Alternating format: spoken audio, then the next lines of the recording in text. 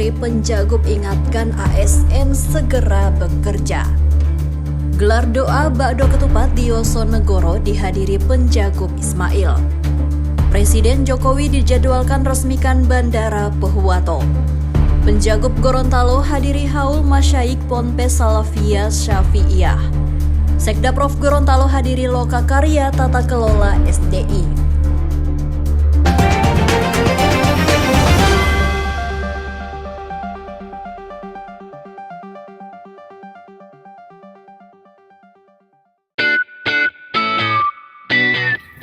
Assalamualaikum warahmatullahi wabarakatuh, Mitra Kominfotik dimanapun Anda berada.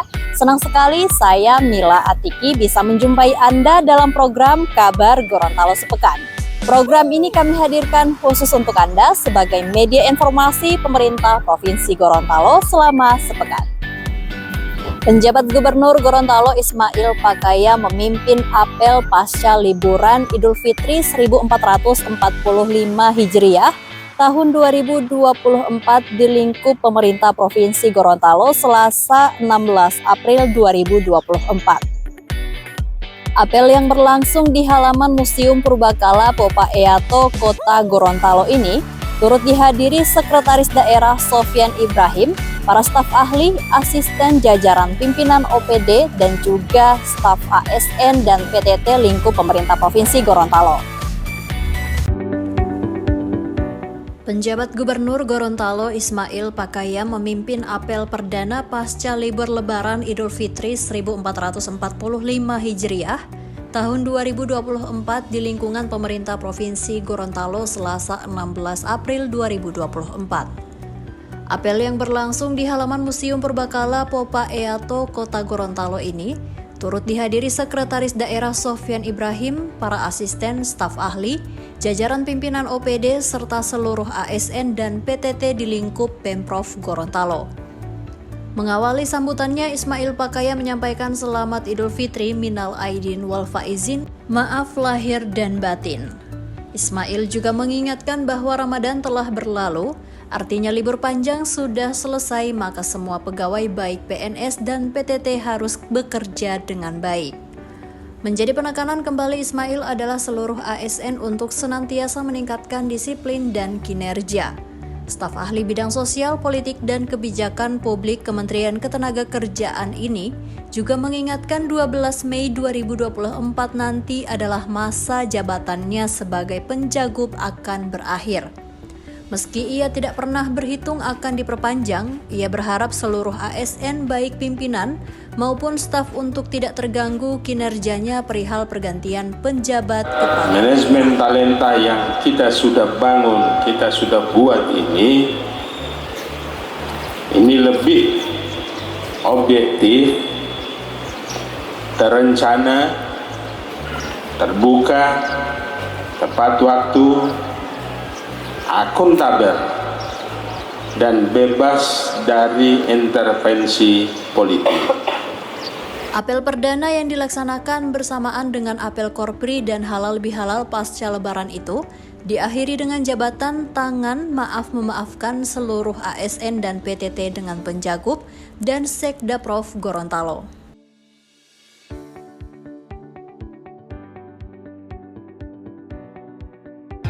Gelar doa bakdo ketupat atau lebaran ketupat yang dilaksanakan di Desa Yosonegoro, Kecamatan Limboto Barat, Kabupaten Gorontalo turut dihadiri Penjabat Gubernur Gorontalo Ismail Pakaya.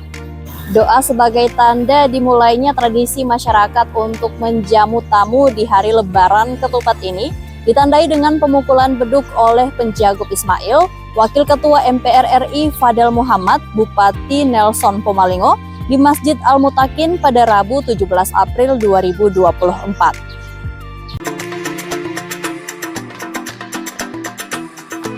Penjabat Gubernur Gorontalo Ismail Pakaya menghadiri haul Masyaikh ketiga Pondok Pesantren Salafiyah Syafi'iyah, Kecamatan Randangan, Kabupaten Pohuwato, Kamis 18 April 2024. Pada haul itu, pemerintah Provinsi Gorontalo menggelar kegiatan sosial berupa pasar murah bersubsidi dan gerakan pangan murah. Desa Banuroja dikenal sebagai miniatur kebinekaan yang penduduknya terdiri dari 9 suku. Ada Gorontalo, Bali, Minahasa, Sangir, Jawa, Flores, Lombok, Toraja, dan Batak. Pondok ini dikenal mampu hadir di tengah-tengah keberagaman Banuroja. Kan gitu. Karena itu tadi Dosanik menyampaikan hadir ada saudara-saudara kita yang non-muslim. Ada yang dari Bali, mungkin ada yang dari Manado, ada Sangir, ada juga mungkin yang dari daerah-daerah lain. Ini semua adalah orang Gorontalo. Kan gitu, kita ini sudah hidup di Gorontalo. Jadi orang Gorontalo yang dari mana saja, tapi kita sudah hidup rukun, aman, masing-masing melaksanakan ibadah sebagaimana tuntunan agama masing-masing. Pasar murah di Pondok Pesantren Salafiyah Syafi'iyah menyediakan 1000 paket komoditas pangan. Terdiri dari beras, minyak goreng, gula pasir, telur, cabai, dan bawang merah. Sementara untuk GPM menjual beras program stabilisasi pasokan dan harga pangan sebanyak 2,5 ton.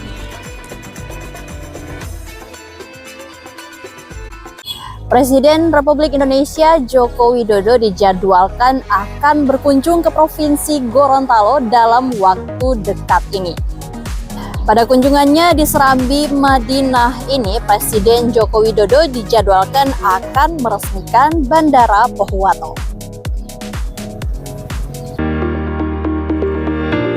Presiden Joko Widodo dijadwalkan akan berkunjung ke Provinsi Gorontalo dalam waktu dekat ini. Pada kunjungan ke bumi Serambi Madinah, Presiden diagendakan akan meresmikan Bandara Pohuwato. Terkait rencana kedatangan Republik Indonesia I tersebut, usai bersilaturahmi dengan warga desa Banuroja, Penjagop Ismail didampingi oleh Sekretaris Daerah Kabupaten Pohuwato langsung memantau kesiapan di Bandara Pohuwato. Nampak sejumlah petugas sedang melakukan pembenahan dan pembersihan di terminal keberangkatan dan kedatangan. Sejak 18 Februari 2024, Bandara Pohuwato telah melayani penerbangan perintis. Penerbangan perdana dari Bandara Jalaluddin Tantu ke Pohuwato diikuti oleh Penjagop Ismail bersama istri, Sekretaris Daerah Sofyan Ibrahim, serta unsur Forum Koordinasi Pimpinan Daerah. Bandara Pohuwato termasuk dalam program angkutan udara perintis tahun 2024 yang melayani 9 rute di 3 provinsi, yaitu Gorontalo, Sulawesi Utara, dan Sulawesi Tengah. Khusus untuk Gorontalo mengambil 4 rute, yakni Jalaluddin Pohuwato, Jalaluddin Pogogulbuol, Jalaluddin Bolaang Mongondo, serta Pohuwato Mutiara Sis Al Jufri Palu, dengan frekuensi penerbangan 2 kali seminggu. Penjabat Gubernur Gorontalo Ismail Pakaya menghadiri haul masyaikh ketiga Pondok Pesantren Salafiyah Syafi'iyah di Desa Banuroja, Kecamatan Randangan, Kabupaten Pohuwato, Rabu 18 April 2024. Pada haul itu, pemerintah Provinsi Gorontalo juga menggelar kegiatan sosial berupa pasar murah bersubsidi dan gerakan pangan murah.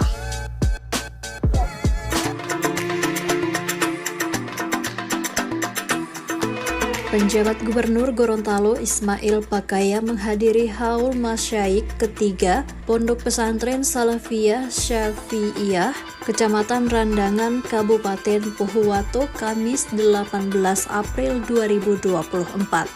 Pada haul itu, pemerintah Provinsi Gorontalo menggelar kegiatan sosial berupa pasar murah bersubsidi dan gerakan pangan murah.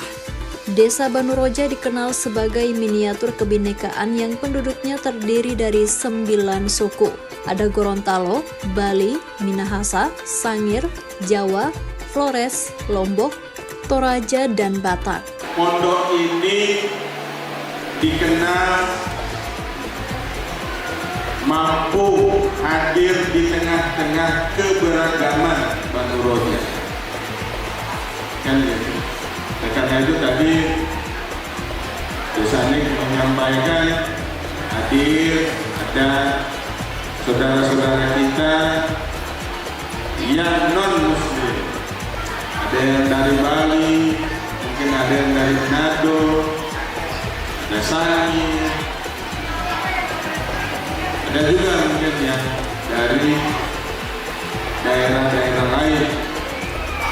Ini semua adalah orang Gorontalo, kan gitu. Kita ini sudah hidup di Gorontalo, jadi orang Gorontalo yang dari mana saja, tapi kita sudah hidup rukun, aman, masing-masing melaksanakan ibadah sebagaimana tuntunan agama masing-masing. Pasar murah di Pondok Pesantren Salafiyah Syafi'iyah menyediakan 1.000 paket komoditas pangan. Terdiri dari beras, minyak goreng, gula pasir, telur, cabai, dan bawang merah.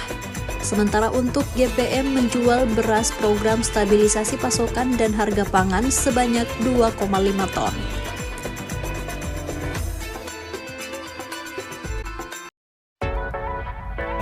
Sekretaris Daerah Provinsi Gorontalo Sofyan Ibrahim menghadiri lokakarya penguatan tata kelola Satu Data Indonesia melalui pemetaan dan penyusunan data prioritas daerah Provinsi Gorontalo bertempat di Ballroom Fox Hotel Kota Gorontalo pada Rabu 18 April 2024.